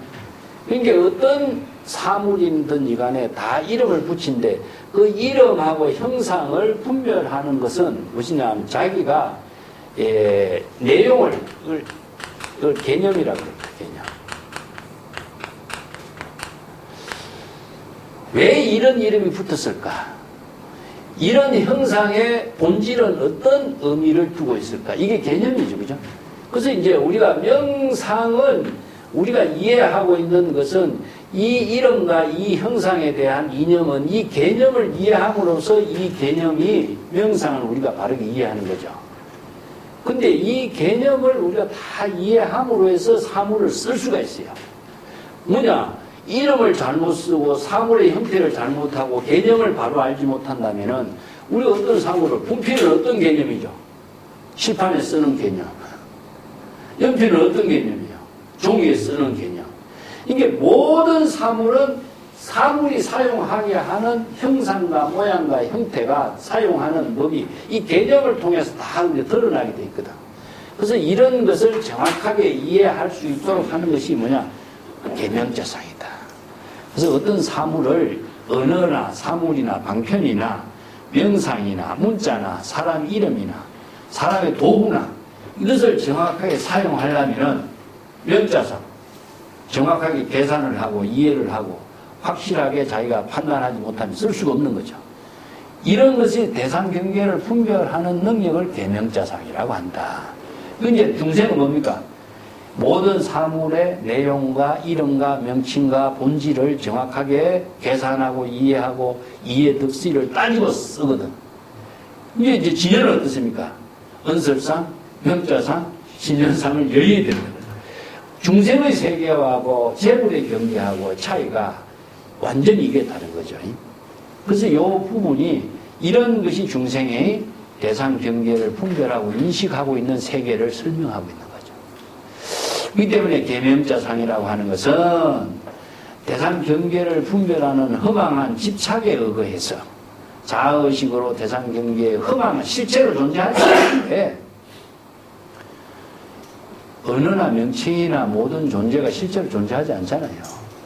근데 실제로 존재하지 않는 허망한 대상 경계를 분별하고 집착하는 것에 의거해서 여러 가지 이름과 명칭과 언어나 형상, 이게 어떤 언어냐? 가명이라 가명, 임시 방편으로 제시하고 있는 언설상 명칭의 여러 가지 내용을 자기 나름대로 분별해.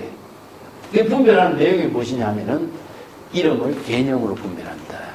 그래서 중생은 모든 사물을 분별하는 의식에서 벗어날 수가 없다. 그래서 내가 지난번 직관 이야기 했지. 직관은 뭐겠어요? 언어의 개념이라든가 대상을 분별하는 망념을 피우는 겁니다. 직관적으로 진여일심의 지혜로 여법하고 여실하게 사물을 바로 보는 안목을 갖추는 것을 불교에서는 재불의 직관이라고 하고, 중생은 개념을 통해서 그 사물을 이해하고 분별하고 이해하고 이해 득실을 따지고 사용한다 이거죠. 이런 점이 대상 경계를 분별하는 계명자상이다. 이런. 자, 네 번째가 계명자상이고, 다섯 번째는 육추의 기업상이다.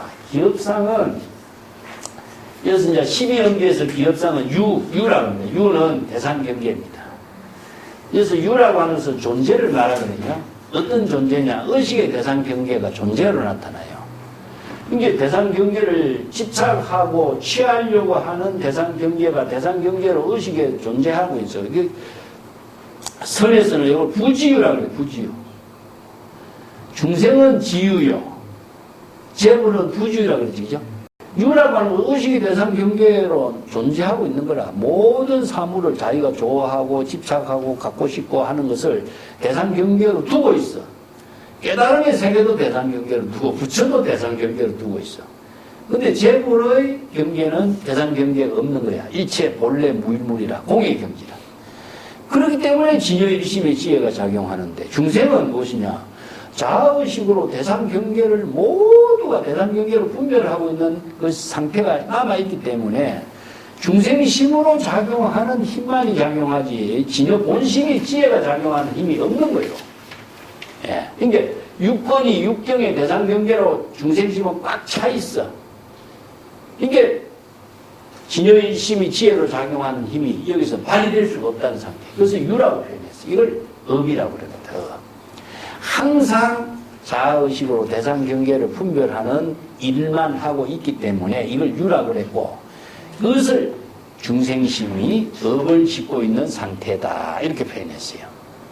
자, 기업상 봅시다.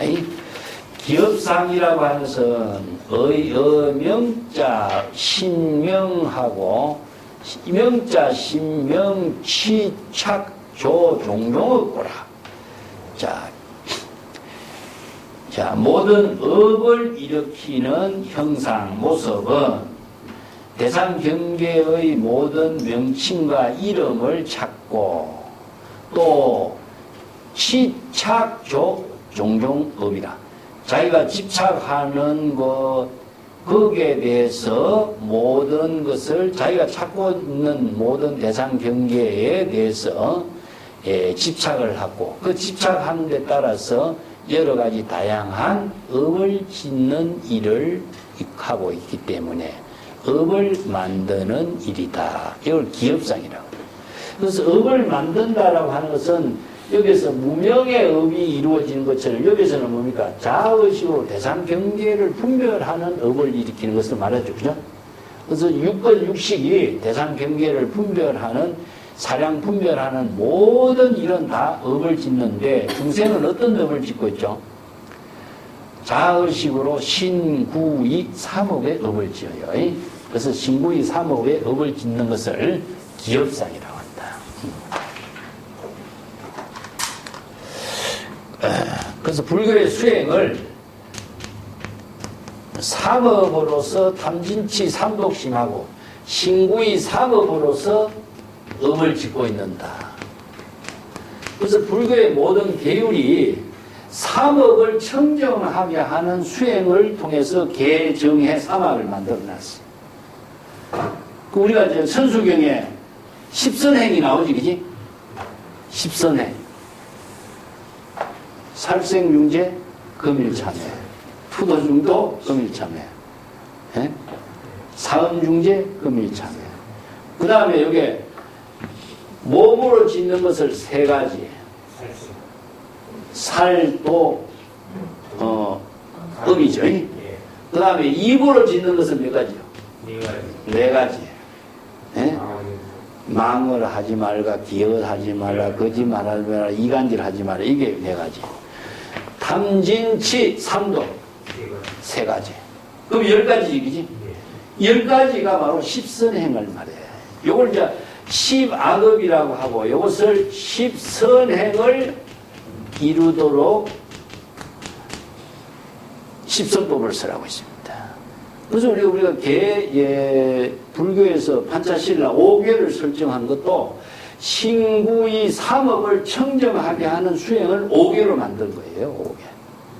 이게 불교의 신구이 삼업을 청정하게 하는 수행법으로서 5개를 설정하는 것도 이 신구이 삼업을 중심으로 해서 불교의 모든 계법이 만들어지고 그리고 이것을 이제 십선행을 이루게 하면은 바로 재불의 경계가 되고 십악업을 짓게 되면은 중생이 업을 짓는 세계가 돼요. 그래서 이제 업을 짓는 것을 기업이라고 합니다. 그래서 종종업이라고 하는데 여러 가지 중생심으로 이루어지고 있는 모든 생사윤회의 업을 짓는 것, 고통을 초래하는 업을 전부 다 종종 다양한 업을 짓는다. 그래서 전체적으로 이야기한다면 신구의 삼업위로 이루어지고 있다. 내가 뒷장에 320페이지에 써놨습니다. 기업상은 신업과 부업과 기업상이 만들어진 근본은 번뇌망념의 의업이니 신구의 삼업이 청정하게 하는 것. 이것이 바로 불교의 수행이죠. 그죠? 자, 육추의 6번째는 업계보상입니다. 이 업을 짓고 따르면 업에 따른 고통을 수반하게, 고통과 연결되는 그 인연이 만들어진 것을 업계보상이라고. 업은 고통과 연결된다. 이 계자라고 하는 것은 업은 고통을 연결시키는 일이다. 이런 뜻입니다. 그래서 우리가 자, 12연계 보면은 무명에서 시작돼가지고 대상경계를 분별하는 업을 짓게 되면은 생로병사, 생사에 윤회한다. 이런 말이죠. 그래서 생로병사라고 하는 말은 육체를 말하는 겁니다. 여기에서. 생로병사는 생사윤회를 말해요. 그래서 이걸 잘못 이해하면은 전부 다 육체적인 생로병사를 이해하고 있는데, 그리고 또 12연기를 우리가 잘 설명할 때 뭡니까? 3세 양중인가로 설명해요. 과거, 현재 이렇게도 설명하고 있는데, 그 3세 양중인가로 설명할 적에 과거 전생과 현세와 미래세라 이렇게 이해하면 안 됩니다. 그것은 이제 바로 지금 찰나에 이루어지고 있는 업을 말하지, 그것을 뭐 과거, 현재, 미래 이렇게 나눌 것도 나는 문제가 있다. 이것은 좀 지나친 해석이다. 이것은 무명에서 업을 짓는 것은 일념으로 이루어지고 있는 관계를 12가지로 구조적으로 논리적으로 설명한 것이다. 이렇게 봐야 됩니다. 6번째 이제 업계보상 봅시다. 6번째는 업계보상이니 이의 업수가하고 부자재고로 당지하라 무명능생 일체연법하니 이 일체연법이 개시 불각상고라. 6번째는 모든 업은 고통과 연결되어서 업을 고통을 받게 되는 것이니 이것은 모두 기업상에 의해서 모든 그 과보를 받아들이게 되는 것이기 때문이다. 여기서 업은 기업을 말합니다. 기업상에 의해서 과보를 받아들이게 되게 되는 까닭이다. 쓰이자는 이러한 까닭 조건을 이야기합니다. 그래서 어떤 결과가 나타나냐?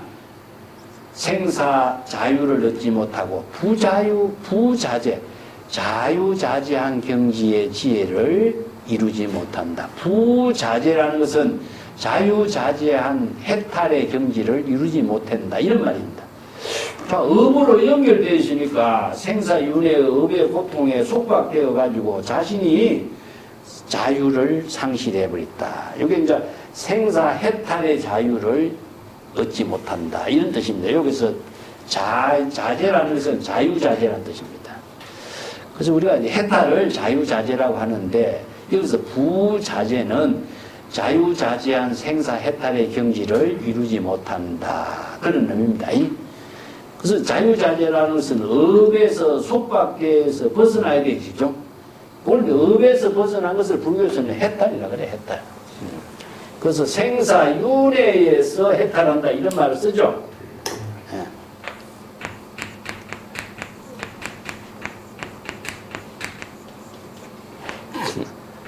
이거 이제 불교에서 이제 깨달음의 경지를 해탈, 이렇게 해탈, 열반 이렇게 표현하는데,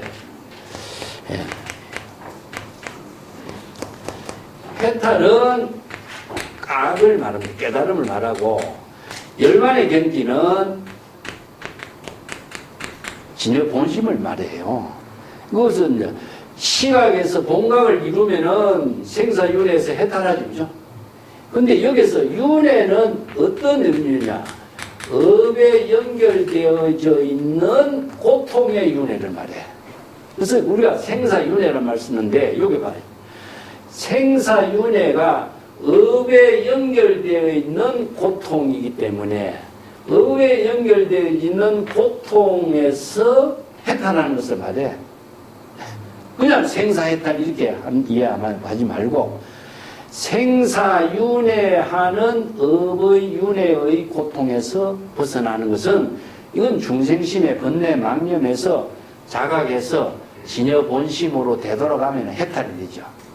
그 해탈은 본강으로 되돌아간 상태고 열반은 진여 본심이 본래 적정 열반의 경지에서 평등의 진여의 지혜로운 삶을 이룬 경지를. 그래서 불교의 해탈을 열반을 동시에 써요. 동시에. 예. 그래서 생사적 보리 뭐 이런 말도 보리 해탈이라고 하는 것은 바로 전부 다 같은 뜻입니다. 그런데 이제 생사윤회하고 이제 불교의 윤회설하고 우파니사트 윤회설이 다르다고 이야기했죠. 불교의 윤회설은 자 신법의 윤회다. 신법의 윤회인데, 예. 근데 우파니사트 윤회설은 뭡니까? 영혼의 윤회다. 영혼은 불멸의 존재이기 때문에 영혼은 없어지지 않아요. 그러니까 우리가 육체는 없어지고 영혼은 또 다른 육체를 받아들이는 이런 형태로 윤회설을 이야기하고 있어요.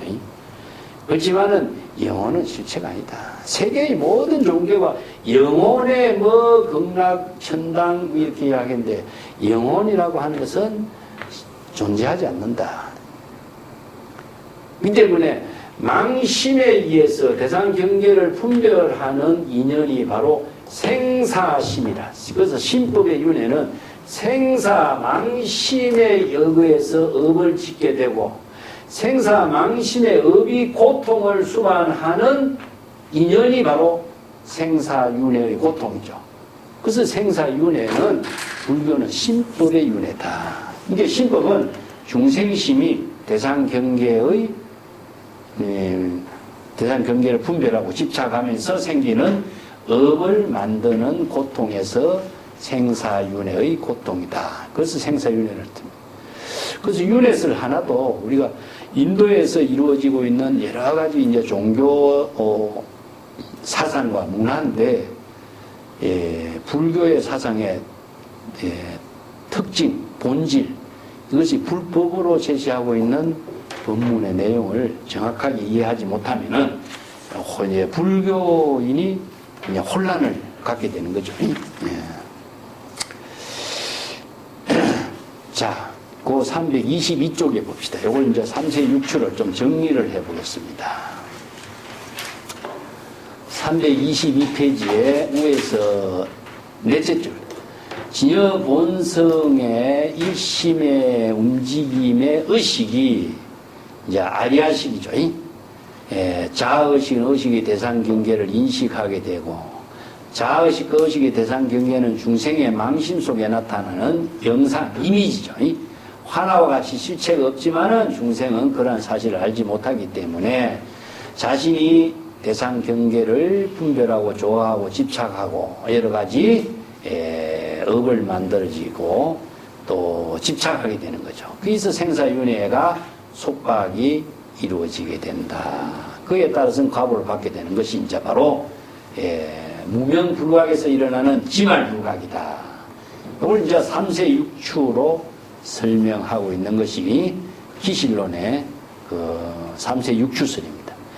그 3세 6추설은 내가 칠판도 설명한 것처럼 12연기를 토대로 해서 이렇게 설명을 하고 있다 한 뜻입니다. 그래서 내가 그 323페이지 23쪽에 3세 6추와 12연기에 대해서 한단을 내가 조금 설정했어요. 그래서 12연기의 법문은 대성불교에서도 한결같이 설하고 있는 법문이거든요.